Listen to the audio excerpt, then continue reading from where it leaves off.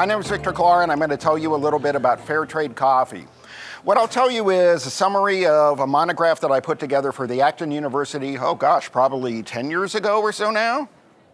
And when I first started to investigate fair trade, like most of you, I'd heard about it. I knew it's supposed to do good things for the poor, but I really didn't know how it worked, and I especially didn't know whether it was delivering on what it promises, which is to make lives better for poor coffee growers that I can't observe directly and that I'll probably never meet in person. So if there are any academics in the room or aspiring academics, here's an insider tip. Start doing research in an area that's still kind of new, because in about a summer, you can read literally all the scholarship that's been published in that area. And I was fortunate that I started early, like I said, probably 10 years ago or so now, and the sheer volume of research that had been published in academic outlets about fair trade coffee was pretty small. And by the end of the summer, I knew as much as anybody else in the world about fair trade coffee in terms of what the preponderance of the evidence looked like and what different models look like throughout the world. The other thing that I was careful to do as I put together the monograph is, there's a woman in the church that I was attending at the time, and since I don't think this is being recorded, I'll use her actual name. Her name is Elaine, and Elaine and I worked together on the Global Outreach Committee. And Elaine is a beautiful person. She's salt and light. She's Christ in our midst in ways that I can only aspire to be. And Elaine is this beautiful, loving, caring person, and she single-handedly started the fair trade coffee concession every Sunday at our church. So she dutifully staffed the cart. She took inventory. She placed an order with Fair Trade USA through the Lutheran World Relief Fund, because it was an ELCA church that I was attending at the time. And Elaine was convinced that she was changing the world. She was making lives better for poor coffee growers. But again, like me, she wasn't able to directly observe the coffee growers or meet them, and so it was difficult for her to know for sure whether she was making a difference, but her heart was in the right place, and she worked really, really hard to make this happen. It probably won't surprise you then that during coffee hour, and Lutherans love coffee hour, fair trade coffee was available as the coffee during the coffee hour. Now, in retail marketing, we call this a free sample, right? You get a chance to taste the delicious fair trade coffee, and then, of course, you can stop by and buy some at the coffee concession that dear Elaine is working. But, and one other thing. On one given Sunday, I was sitting in my spot in the choir loft, and the pastor was giving a particularly convicting sermon. Yes, even in the ELCA, sometimes we get particularly convicting sermons. And one of the things that he said during the sermon was, after the service, buy the fair trade coffee, and I quote, "all the money goes to charity." And as an economist, that concerned me a little bit, because I have a sense that not all the money is going directly to the fair trade coffee growers. So I wrestled with this, right? On one hand, economists, we're wet blankets. We remind people that there's always an opportunity cost. Not every single good thing is worth pursuing, because for every single good thing you pursue, there's another good thing that you're not pursuing. So I wrestled with whether or not to gently correct or inquire with my pastor at the time, and I resisted. This wet blanket thing, we don't get invited to a lot of parties, and I think we all understand why. But when I was working on the fair trade monograph, every time I took a break, I thought of my dear, sweet friend, Elaine. Because wherever the fair trade story led, as I spent a summer investing, learning all that I could about the Fair Trade Initiative, whenever I put down in print in the monograph, I wanted to make sure that it was the truth spoken in love to someone who cares passionately about the poor, and also because, given that Scripture tells us that when we serve the poor, we're also serving our master, I took that responsibility really, really seriously. Not only as an economist who's a Christian and who cares about poverty, but also, regardless of where the story ended, I wanted to speak the truth and love to people like my dear friend Elaine. So what I'll tell you in the next 40 minutes or so is what I learned about fair trade coffee. I'll update it a little bit for some recent developments that have happened in terms of the fair trade model, and then we'll open it up for Q&A. And I'll try to give you some suggestions about what you can do to make a difference in the lives of the global poor, because that's really the point after all. It's not to buy coffee that makes us feel good. It's to make a difference in the lives of the global poor. So that's where we're headed. The fair trade model goes back to the late 80s and the end of the Cold War. I'll talk more about why fair trade began in that period in a second, but fair trade is, in some sense, a monopoly. It's a global monopoly in the sense that wherever you see this seal, for those of us who are old enough to remember, this is sort of like good housekeeping seal of approval. When you see this coffee, it gives you certain guarantees about what you're getting on the other side of the market when you purchase certified fair trade coffee. If you buy fair trade Canada coffee, it has this label, and then underneath it, it says fair trade Canada. If you buy it in the Netherlands, it has this label, and it says underneath it, Max Havelaar. And I'll tell you who Max Havelaar is in a couple of minutes. So there's a global certification process. And when you see coffee with this label, you're given some basic assurances about the conditions under which the coffee was grown. And this includes things like no child labor was used in the production of the coffee.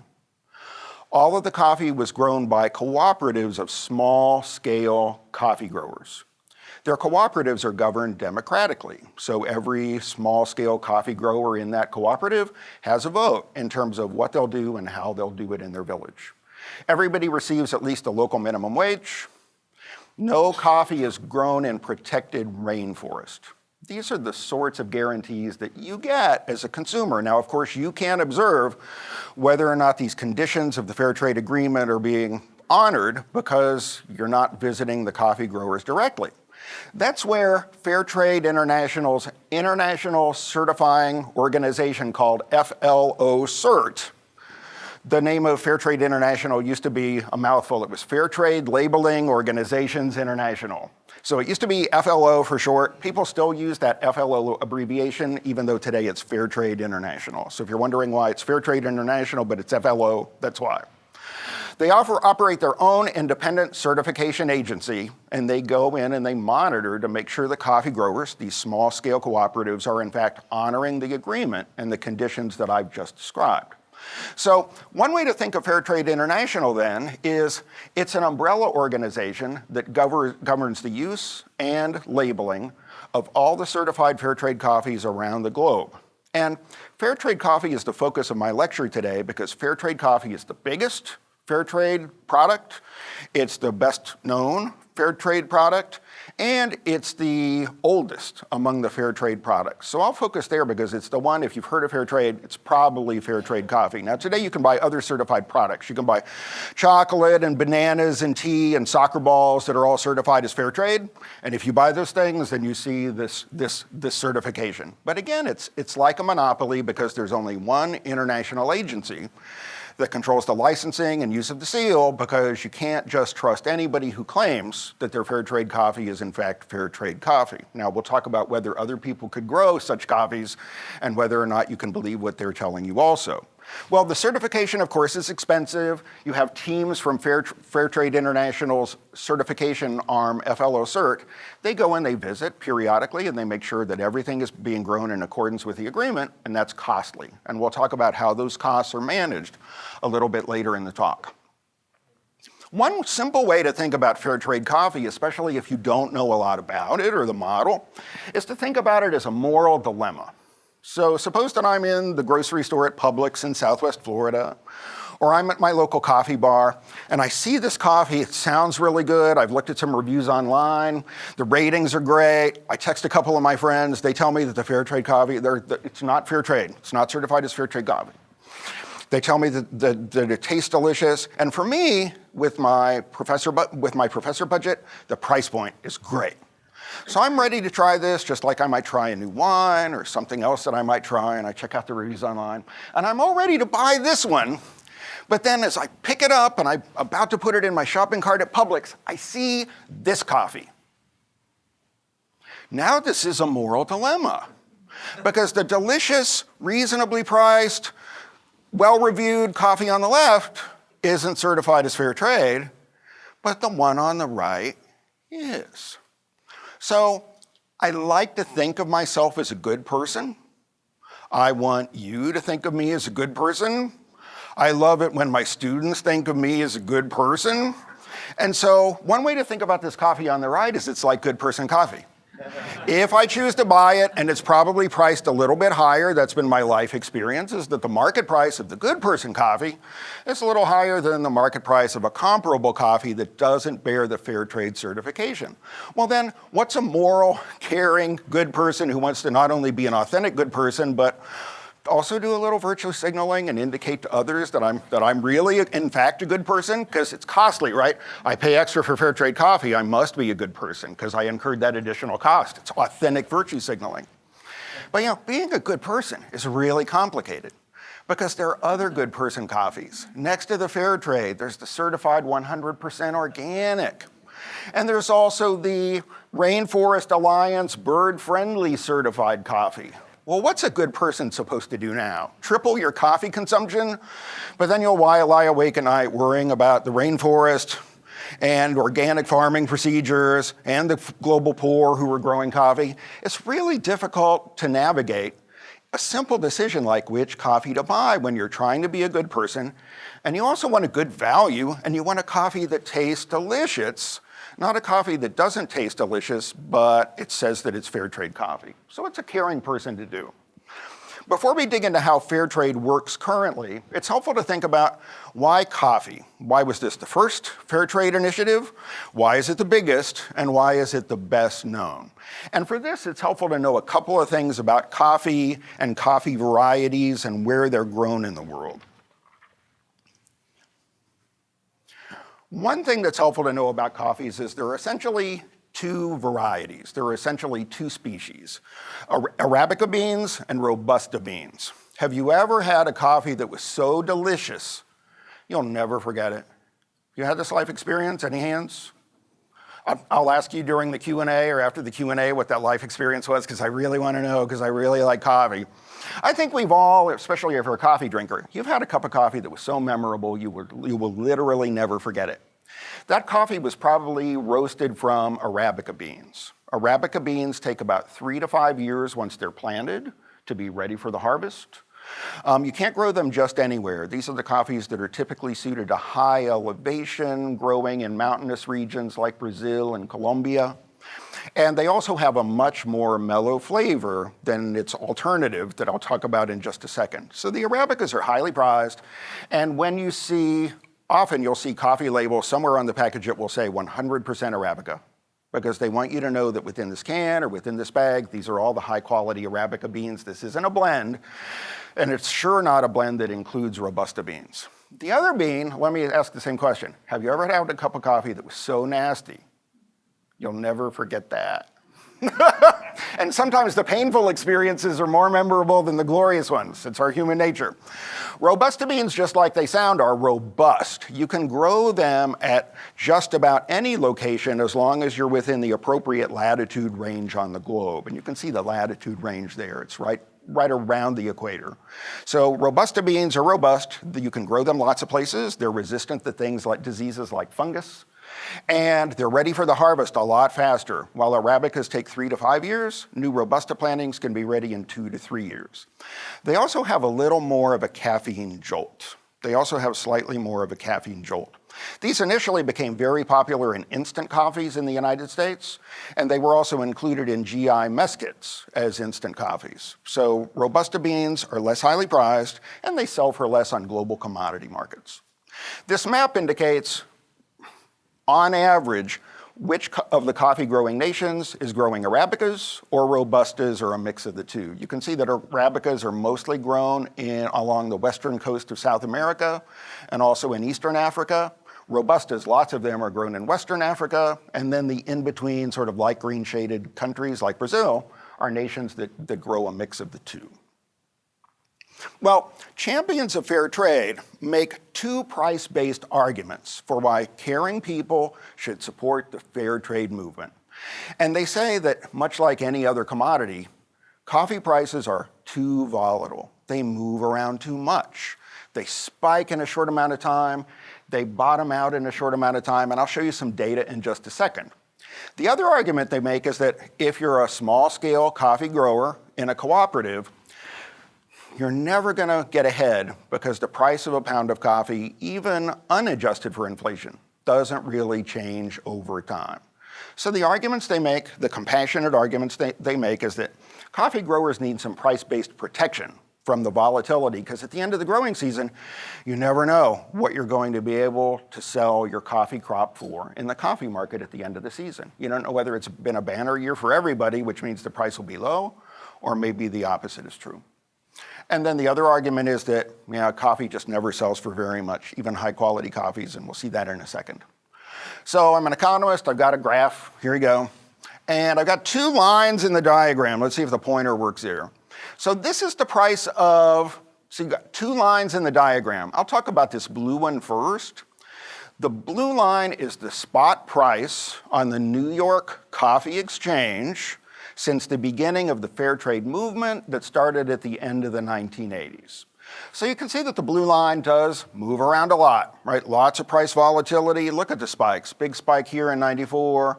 Another huge spike in the market price in 97, huge spike here about 10 years ago, and then a couple of succeeding spikes since.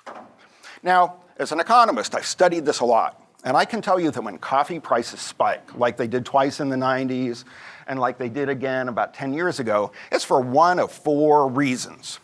It might be bad weather in South America. Second possibility could be bad weather in South America. A third possible reason when coffee prices spike in a short amount of time is bad weather in South America. And you've probably guessed the fourth cause of spikes in coffee prices, it's bad weather in South America. And this makes sense. If there's bad weather in South America, then a lot of those really high quality Arabica beans don't make it to the market that year. It's bad. If your crop is lost to bad weather in South America, you do not have a crop at the end of the growing season to sell. On the other hand, if you're a global Arabica producer and you weren't affected by the drought or the freeze, then you can command a high price because there's less coffee in coffee markets that year. So coffee or fair trade coffee advocates are exactly right. Coffee prices move around a lot. Now I can also tell you that normally when you see prices of anything spike, especially if they stay high for a while like they did in the early and mid 1990s, then there's normally a supply response. People who aren't currently growing coffee take a look at these sky-high prices for a pound of Arabica, Class C Arabicas on the New York Coffee Exchange, and they think, we've been growing X, maybe we should grow less X and grow more coffee, because it seems like we can command a higher price for X than we can currently command for what we're currently growing on our current acreage.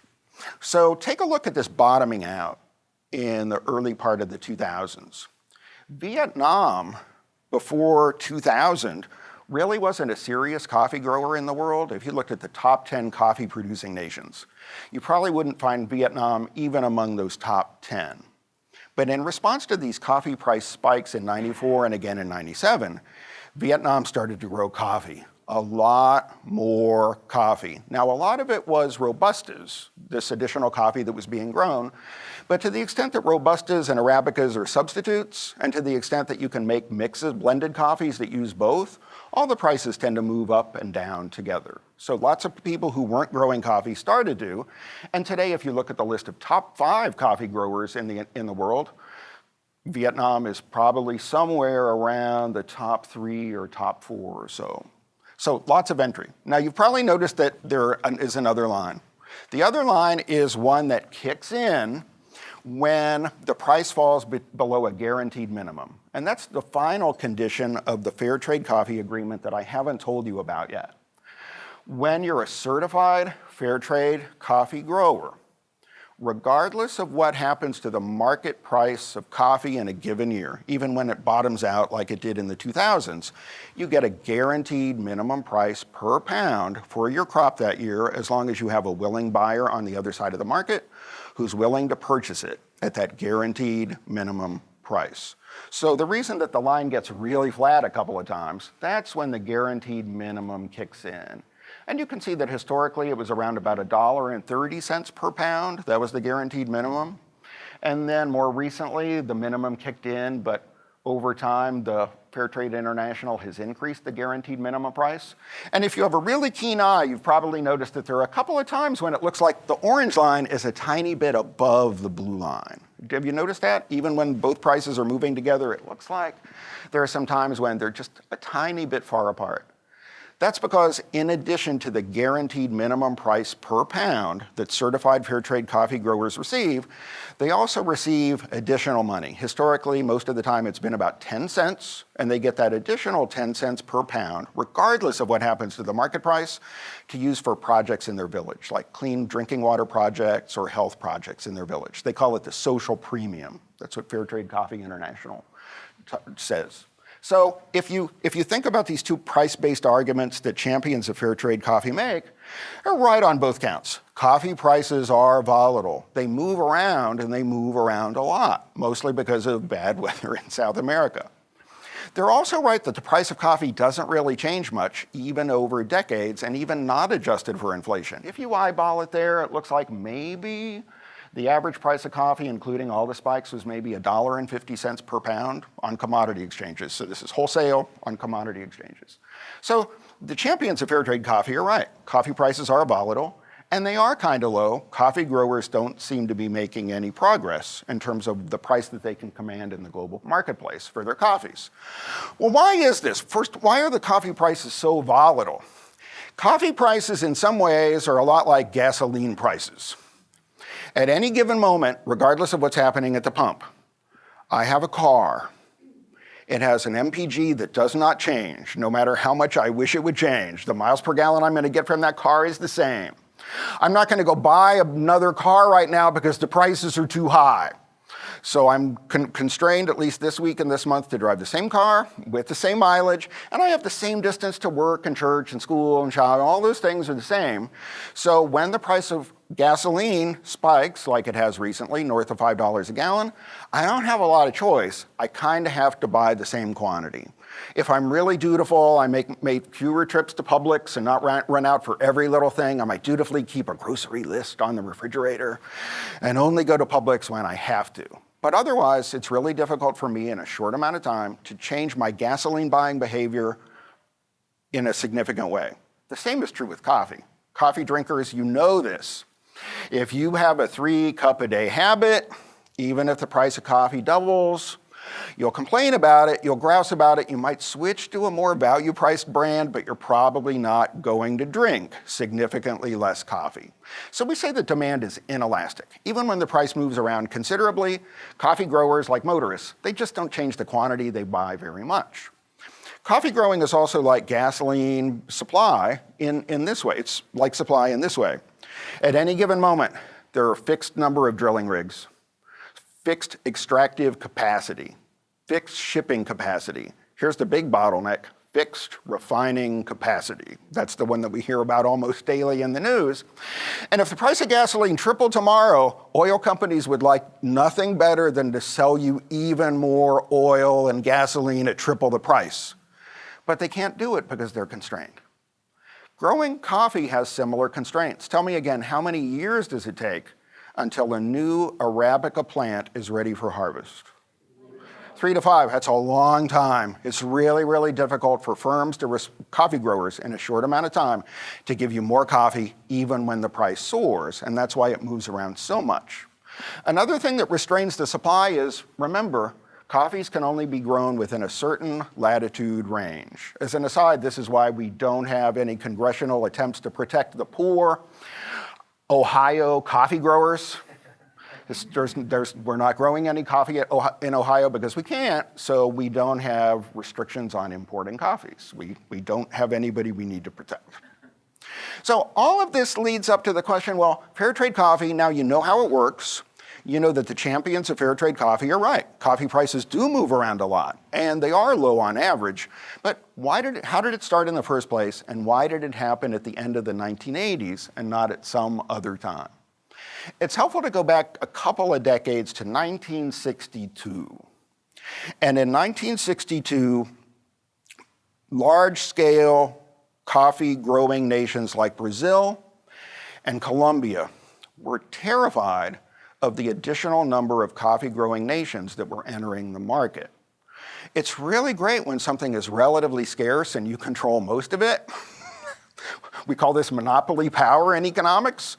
And historically, Brazil was kind of the major player at the beginning of the 20th century. In fact, the nation of Brazil was so serious about making sure that every year, regardless of how good or bad the coffee harvest was in that particular year, they would intentionally, if the price was if the price was low and they hadn't been able to command a high price because there was so much great coffee that year, in 1937, the nation of Brazil set fire to millions of coffee bags.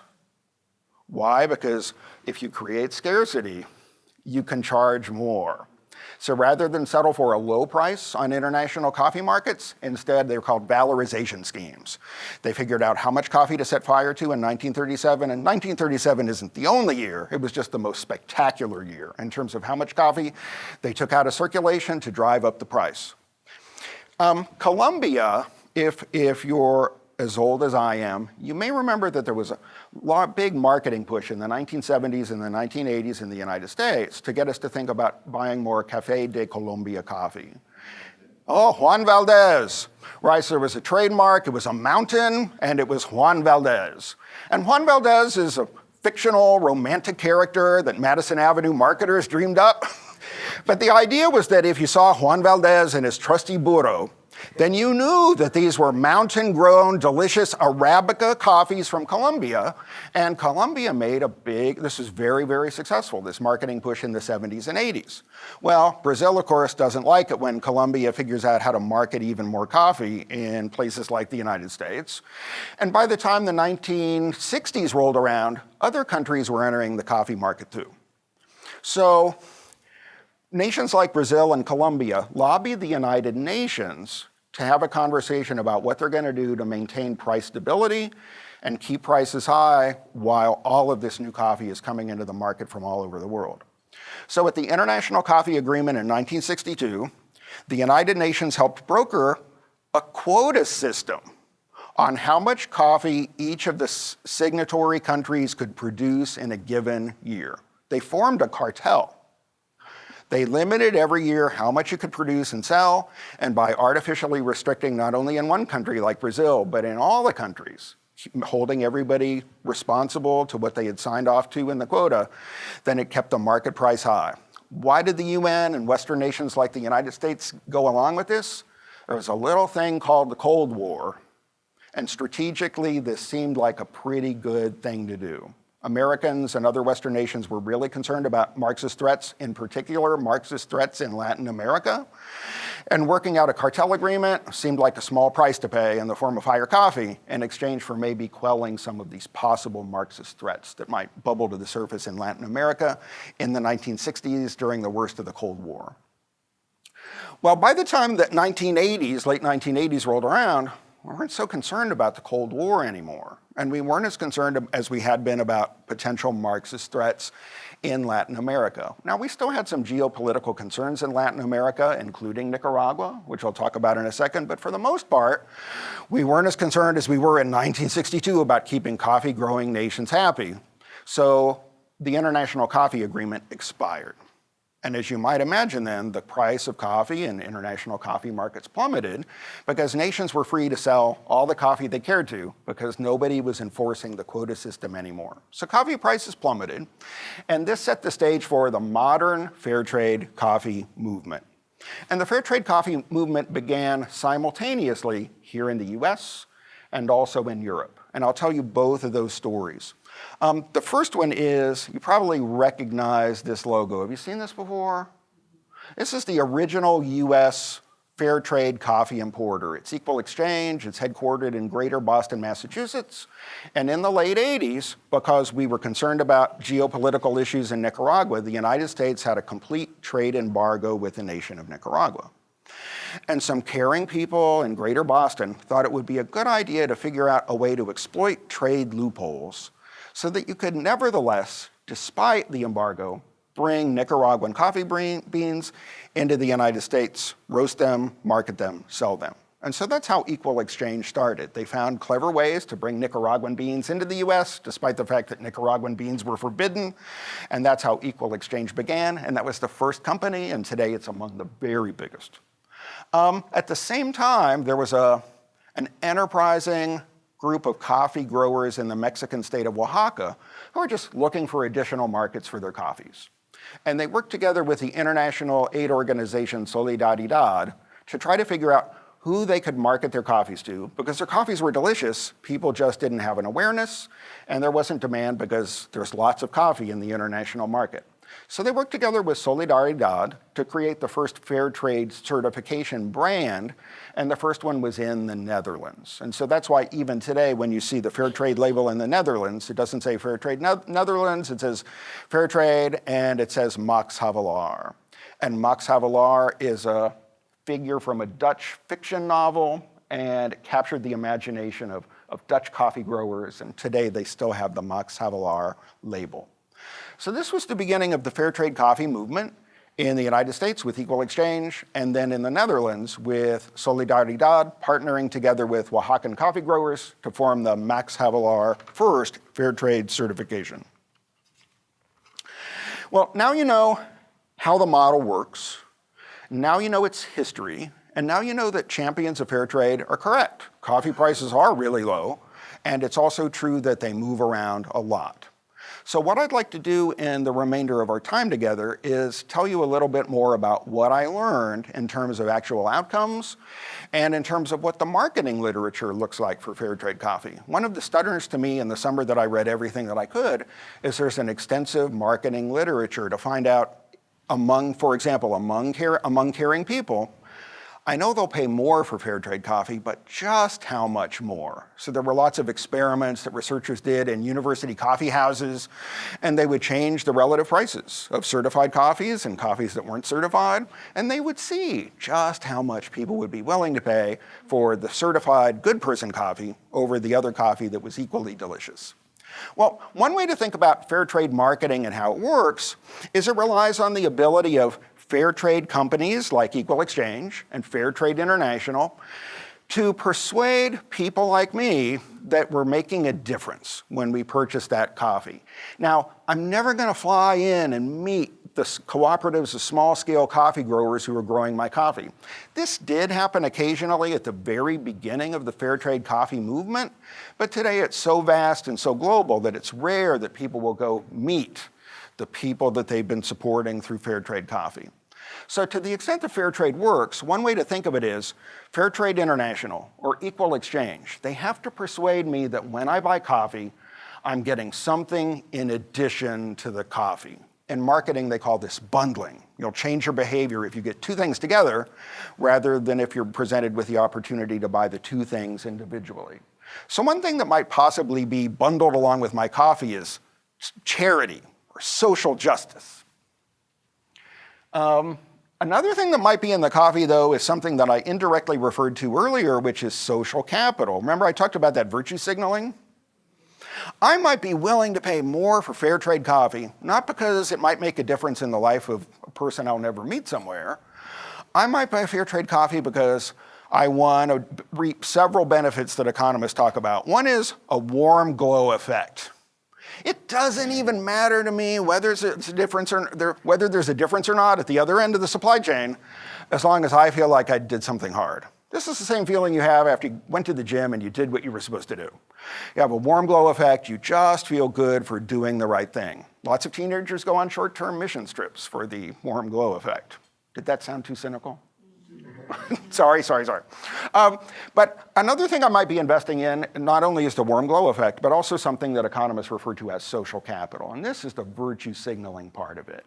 So if I walk into my class when I teach principles of micro in the fall, and I have an Equal Exchange coffee mug with me and I set it on the desk, what are my students going to think about me?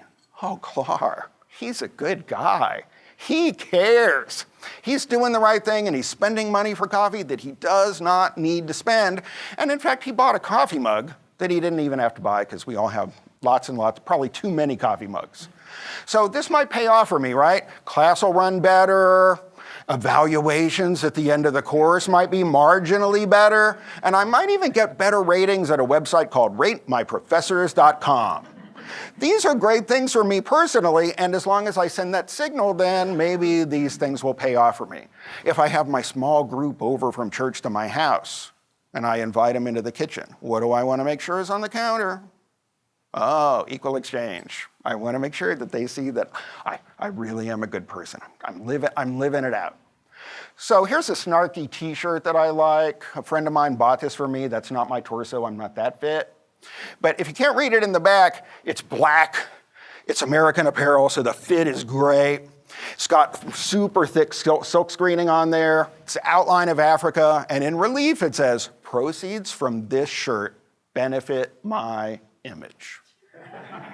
That's what social capital is, right? That's what making the investment and buying fair trade coffee and virtue signaling is. Yeah, I'm investing in the poor, but I'm mostly investing in myself. When I wear this to the grocery store, people will either say, your shirt is awesome, because they totally get it, or they just look at me funny. I don't even know what to make of it.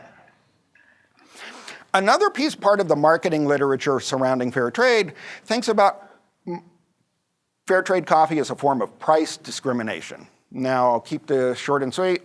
Price discrimination is the perfectly legal practice of charging different people different prices for exactly the same good or service.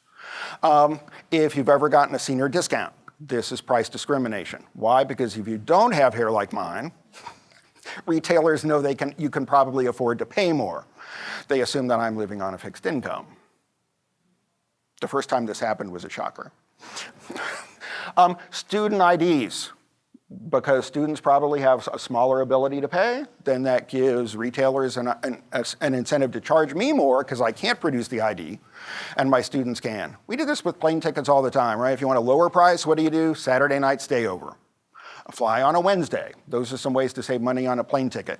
If you want the lowest possible ticket price to see a movie at your local movie theater, when do you go? Do you go on Friday night at 7:30 or 9:30? Maybe like 10:30 on a Tuesday, right? Nevertheless, people voluntarily turn up and pay the highest possible price at 7:30 and 9:30 on Friday night. Why? Because the opportunity cost of their time on Tuesday morning is probably relatively high. That's why if you do go and attend that 10:30 showing on a Tuesday, see a lot of this hair color in the movie theater. So if you think about price discrimination then, if you have that label on there, then there's an opportunity to figure out who the good people are and perhaps extract a slightly higher price from them, because just like moviegoers voluntarily turn up and pay more on Friday night, caring people will voluntarily go, I would like to pay more for coffee. So in his book, The Undercover Economist, Tim Harford, who also writes for the Financial Times of London, he loves cappuccino. He noticed that Costa Coffee in the UK was charging him in US terms about 25 cents more for a certified fair trade cappuccino than for the uncertified other cappuccinos. Now you've seen the numbers, even at the guaranteed price.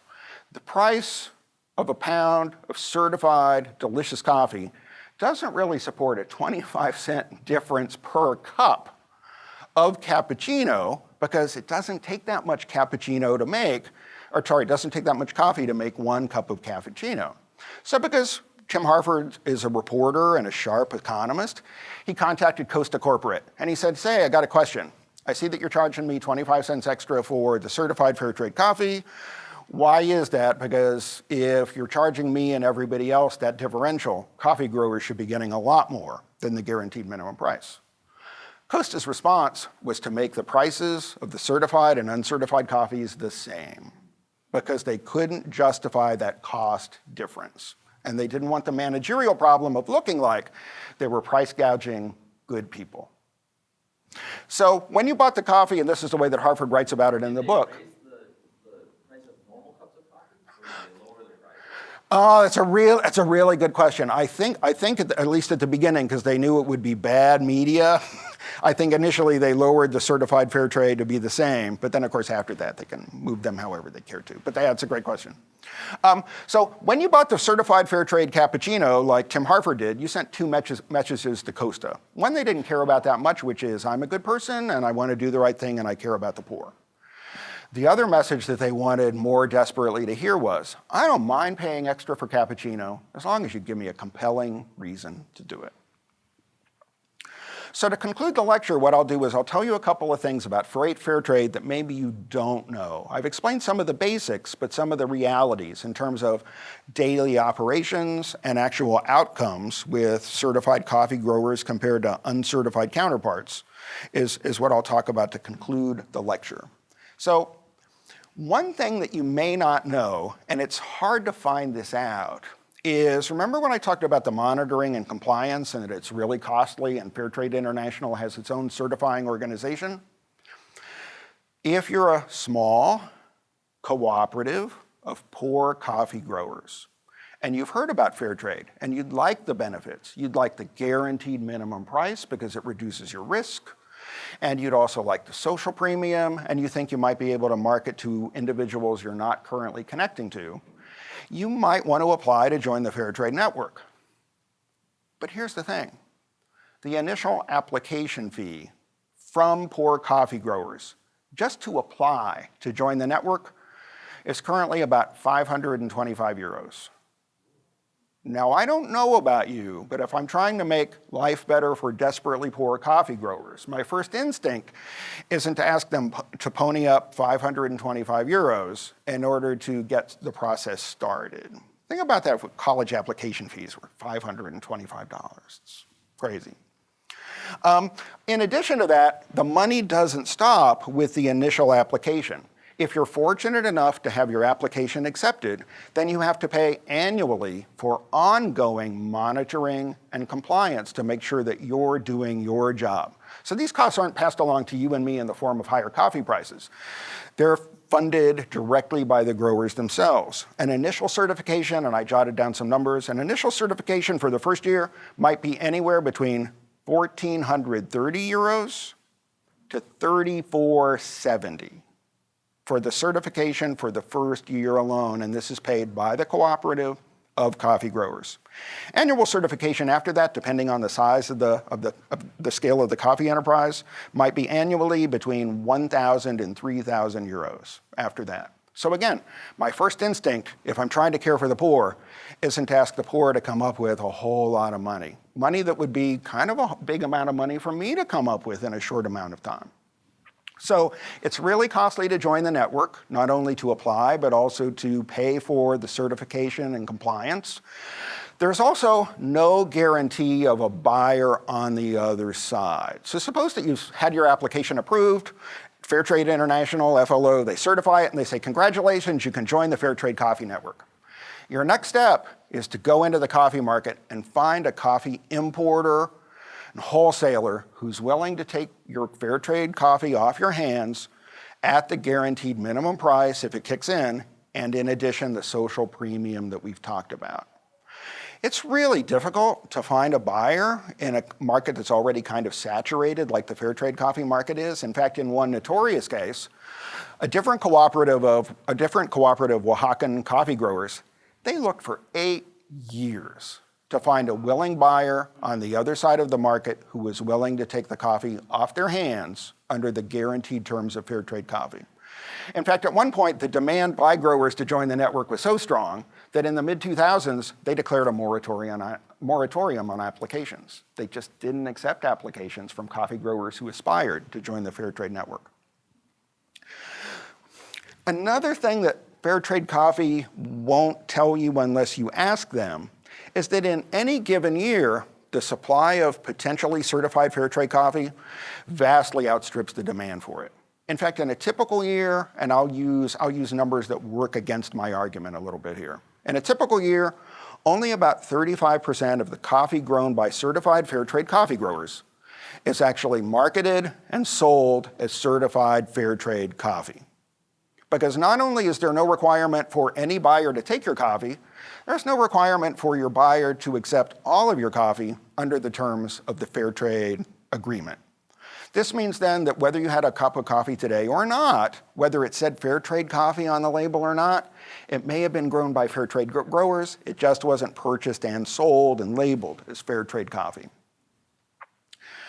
There are also some really, really strange distributional effects that can happen as a consequence of the fair trade initiative. Remember, fair trade is supposed to help desperately poor coffee growers. But most coffee that's imported, in particular into the United States, is imported from already successful, fairly large, mostly male, mostly family-owned coffee growers. So in one recent year, the nation of Peru supplied about 25% of the coffee that was imported into the US in order to certify it as fair trade coffee and sell it that way. So again, 25%. I looked up the numbers in 2020, per capita income in Peru by global standards wasn't bad. It was about $6,170 in 2020. So 25% of the coffee that came into the United States came from a country where the per capita income was about $6,100, $6,200. The nation of Tanzania grows fabulous coffee. Tanzanian pea berry is glorious, and if you haven't tried it, you should. It's a fabulous coffee. In that same year, per capita income in Tanzania was a little over $1,000 per person. How much coffee did we buy as fair trade from Tanzania? Less than 5% that year. So there are weird distributional effects that happen because if we wanted to make the biggest difference, we should be buying great coffee from people who were poorest on the planet, and that would include coffees like Tanzanian pea berry. And then finally, the results aren't that inspiring because fair trade coffee has been around for a long time. We've been able to do some natural experiments. And in one famous natural experiment, economists looked at coffee growers in the same valley. Some joined the fair trade network and some did not. They waited 10 years and the social premium came in, the guaranteed minimum price per pound came in. All of those things happened, and their question was, did the standard of living improve in the certified coffee village compared to the coffee growers in the other village where they didn't apply for fair trade membership? The coffee growers who joined the fair trade network were actually worse off after 10 years of participation in the network in material terms. And remember, we're talking about people who are living grinding lives, global poverty. And even a little worse off is significant, right? Even a little worse off when you're right at the edge is a significant difference. Why was this? The biggest reason, and you know it already, is the fees. It's really, really expensive to maintain that subscription, and that's kind of what it is like if you're a cooperative of small coffee growers.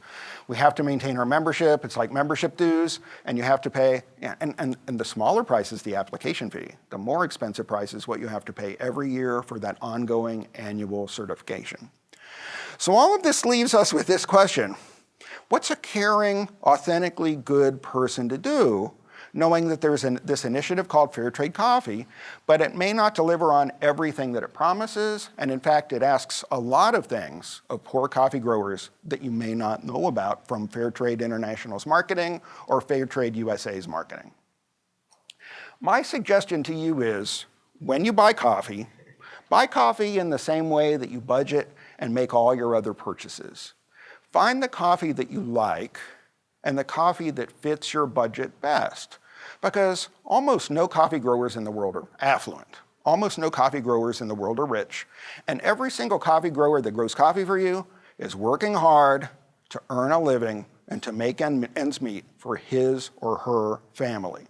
That's true whether there's a certification there or not. Everybody's trying to make their way in the world, and they're trying to do good work in exchange for what you have to offer in exchange. If you buy the coffee you like, maybe it's fair trade. Disclaimer, one of my favorite coffees in the world is a certified fair trade coffee, and it's an equal exchange coffee. It's called Organic Love Buzz. And it's one of these coffees that's so awesome that even if you buy the ground version from Equal Exchange and it's on the grocery store shelf, it's still good. You don't have to buy the whole beans for it to be aromatic and delicious. It's great. Equal Exchange Organic Love Buzz, it's fair trade. Do I buy it because it's fair trade? No, I buy it because it's a great coffee and it fits my budget really, really well. And I know that regardless of whether I buy the certified coffee or not, I'm making a difference in somebody's life who's serving me on the other side of the supply chain. So one thing you could do then is If you care about the poor, then you could buy more expensive certified fair trade coffee, but I think by now I've made the case that to the extent that it works, fair trade coffee is a charity, and as far as charities go, it's a pretty inefficient one, because I pay more at retail when I buy a certified fair trade coffee.